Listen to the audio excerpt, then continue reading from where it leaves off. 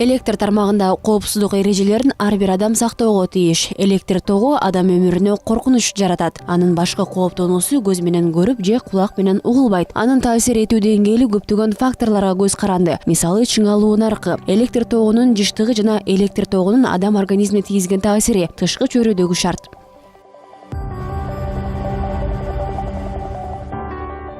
Жашоодо электр тогунан жабыркаган учурлар аз болуу үчүн коопсуздук эрежелери менен тааныштырып жана ар бирине түшүнүктүү болуусу шарт. Туруксуз ток жыштыгын адам 0,6 же 15 миллиамперге чейин сезе баштайт. 12-15 миллиамперде манжаларда катуу оору байкалат. 50-80 миллиамперден тарта дем алуу алсыздана баштайт. Ал эми 90-100 миллиамперден жүрөк токтоп өмүргө коркунуч туулат. Адам организмин чыңалуу эмес токтун наркы иштен чыгарат. Электр тогуна кабылган адамга алгачкы жардам көрсөтүүнү бул тармакта иштеген адистер мыкты билүүсү керек.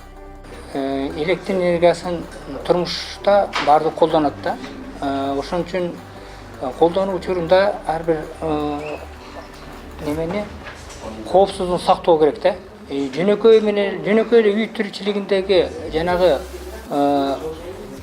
кипетиндикти колдонууда ошондо андан тышкары үйдөгү розеткалардын бузулгандыгы боюнча электр тармагында эмгектенген кызматкерлер коопсуздук эрежелерин так билүү үчүн атайын экзаменден өтүп турушат. Кадимки тесттирлөө жана ооздики суроолор берилет. Чоң жоопкерчиликти өз мойнуна алган адистер электр тогунун коркунучу тууралуу жакшы билүүсү абзел.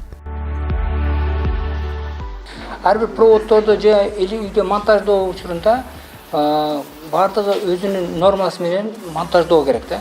Допустим, азыркы мезгилдерде розеткаларда көбүнчө биз колдонуп атабыз, обогревательдерди колдонуп атпайбызбы? Анан жанагы колдо жасалган электрический обогревательдерди да колдонуп атабыз да. Же болбосо тамак бышырып атабыз да.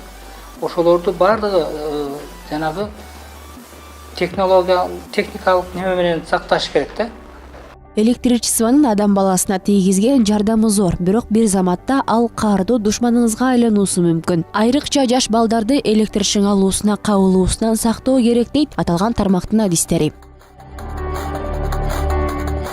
Электр тогунун таасири астында калган адамга өзгөчө кырдаал шартында жардамга келүү керек. Эң алгач адамды электр чыңалуусунан бошотуу абзел. Жалпы өчүрүп күйгүзгүчтү же автоматтуу өчүрүү керек. Алыс арада жайгашкан болсо, убакытты текке кетирбөө шарт. Жылаңач кол менен эмес, жабырлануучуну электр тогунан бошотуу маанилүү. Алгачкы тез жардамды да көрсөтүүнү аталган тармактагы адистер жакшы билүүсү шарт.